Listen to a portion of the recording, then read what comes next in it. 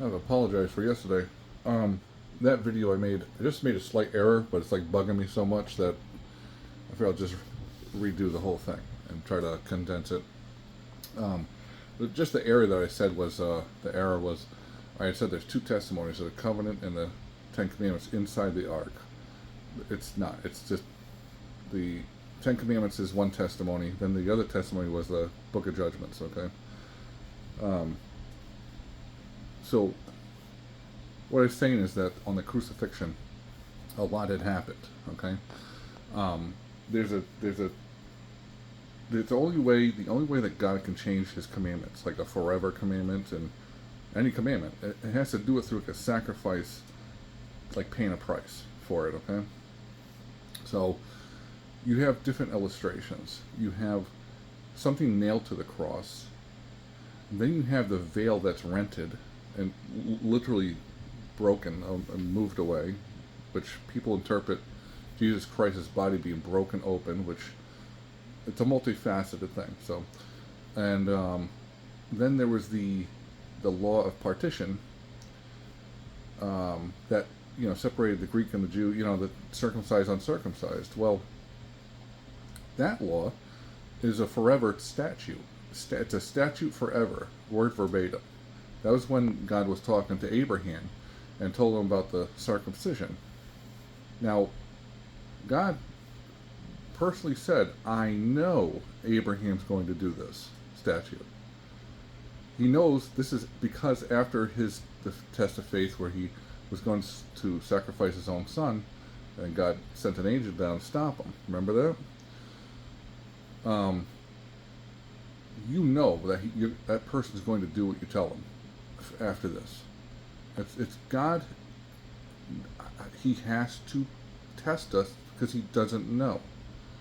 So we actually have to follow these laws so we can prove our loyalty and prove that we're a disciplined people, prove that we're going to be responsible with his word. Okay, this is valuable information that we're receiving from the Old Testament that you don't see in the New. So, and that's the purpose of this conversation, is that we have a poisonous Christian doctrine, and it's been here for a long time, and I'm just as a warning, like, I don't recall seeing anything in the Bible where Satan approaches you with fire and a sword and yelling and screaming and showing his teeth like a rabid chihuahua. He doesn't. He comes at you with that sounds like wisdom. Remember the serpent. He sounded like he said the right things to Eve, and Eve was like, okay, yeah, you're right. And then that's it. That's all it took, right? Charismatic, looks good, right? That's what she said. That's Christianity, unfortunately. Everything sounds right. But if you really pay attention to the dialogue and the wording, don't add up. Something's not right. We got people teaching that we are walking around with God's power to deal with like demons and stuff like that, where in other parts of the Bible it says that we're subject to these things because that's due to disobedience. It's like the saved once saved thing is how are you doing that when we're still here and we still have the ability to sin and backslide, so that's the lesson with Abraham. So that's that law, that partition law. Through the sacrifice, it's destroyed. Okay, so what the circumcised, uncircumcised, a Gentile can be an Israelite that backslid or was born into this situation of breaking that law.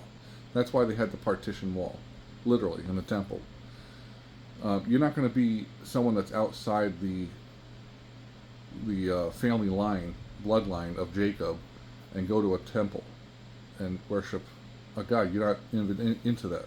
Okay, so it's bloodline relatives that are living as Greeks. Remember, the entire Israel is scattered abroad throughout the world at this time of Jesus. They're all Israelites. in every country, they're generations born under the customs and the language of those places that they live. Okay? So Greeks didn't circumcise. So that they went past 8 years old and became in transgression of that law from Abraham. Okay? But I'm just saying, through sacrifice, things change. And then you have what's nailed to the cross. That brings me to that. So, what is nailed to the cross? Well, in Colossians 2:14, it says, the handwriting ordinances that was against you. That's a description. Against you. Remember that. That is contrary to. Contrary means opposite. That's judgment. Well, you're alive, right? Well, the opposite would be unalivement, right? That's judgment. That's the same judgment and condemnation that God said to Adam before he made the woman out of him, back in Genesis in 2:16-17. Remember, that's a 3-part commandment, remember? The first part in 16 is a free will commandment. You're free to do anything you want, pretty much, is what he's saying. He's describing to you what it's like in heaven. Because at this point, Adam's holy, okay? If you want to understand what's going on in the next life, in the kingdom, with God's permission, if you're holy, you have this free will to roam around. It's a city. But there's rules. So the second part in verse 17, he says, but if this tree do not eat, which is the tree of knowledge of good and evil. Don't eat it. Right? So, the next part of 17 is the judgment if you do break that rule. It's unalivement. So what's nailed to the cross, this is one thing that's nailed to the cross, is judgment. There's only one rule that God has. It's not a slap on the wrist or go time out. It's just, you're not holy, you're unalived. I don't want you here. You can't be here. You can't be around me. Okay? So, when he nailed it, he nailed the condemnation that we're born under also. From that mile marker. All the way from Adam and Eve's transgression to now. Constantly. Is nailed to that cross right now.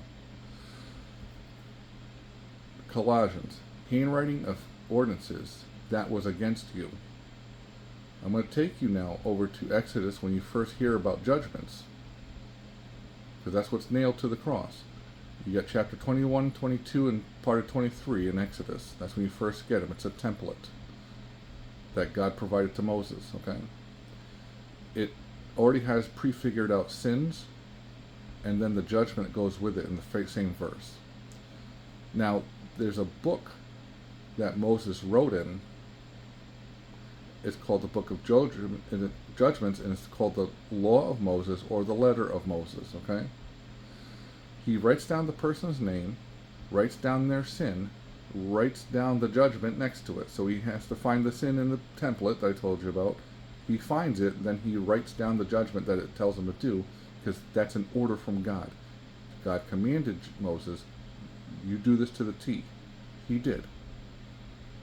And that counts as like a righteousness to him, okay?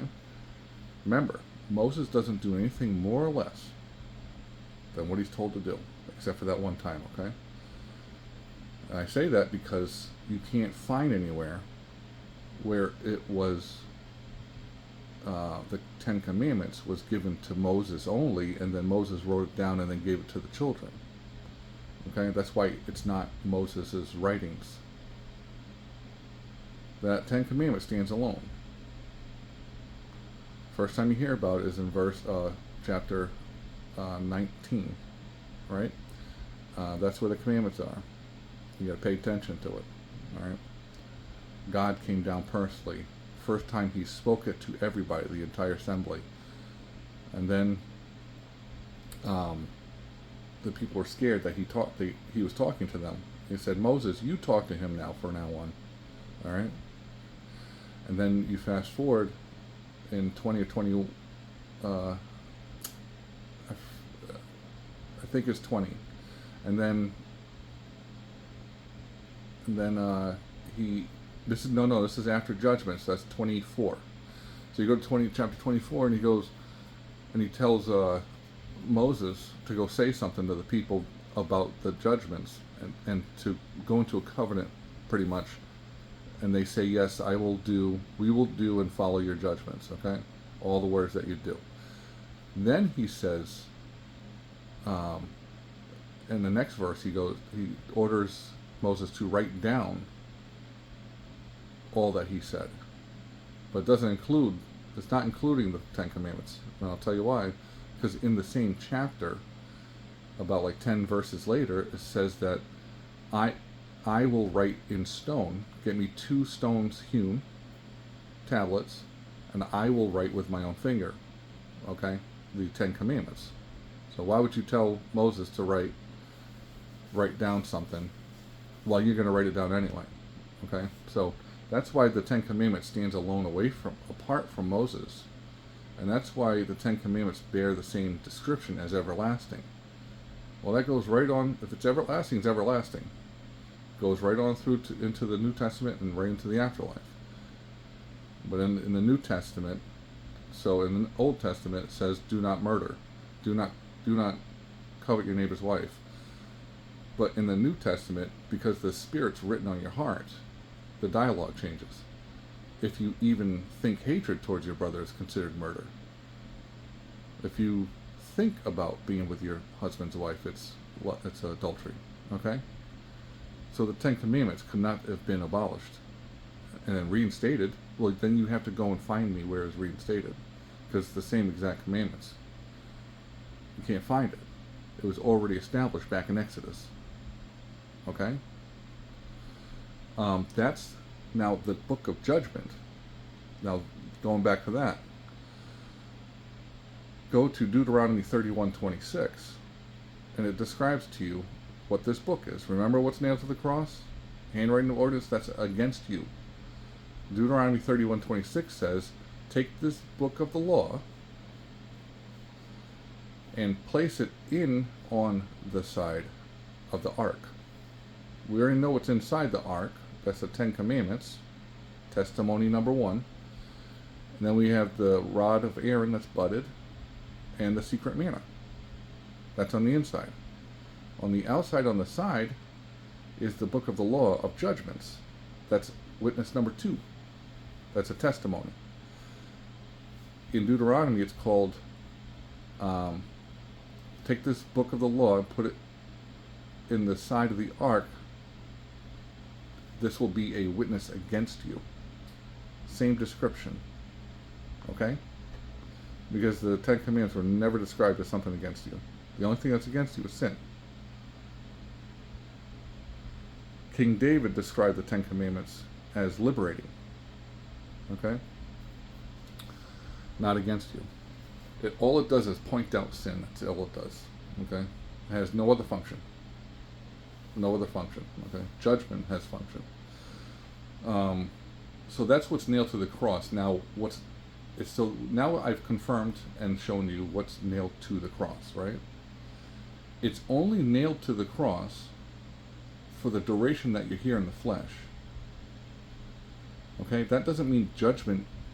Because after contrary in Colossians it says, and moved out of the way. That's not destroying law. It moved it out of the way while you're here in the flesh. In the afterlife, this is not applying, because there's no cross in the afterlife, okay? It's only here in the flesh. So you're still facing judgment, and your sins are still being recorded. Where's the law recorded? Well, it's on your heart. Remember? So we had to take condemnation and blot out the sins to clean our this vessel so it's suitable enough for a spirit to dwell in here. The 10 Commandments are called Spirit, the Word, okay? And it's a spirit that's in you, that's identifying your sin as it's happening.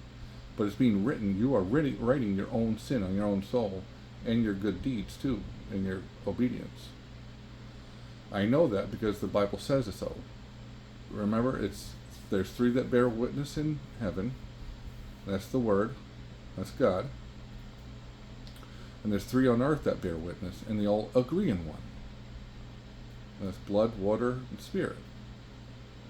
All right, so you're recording everything right there. Then you have a local, isolate. You have an opportunity to have a relationship with God now, and as an individual, on an individual level. You don't have to depend on some group of people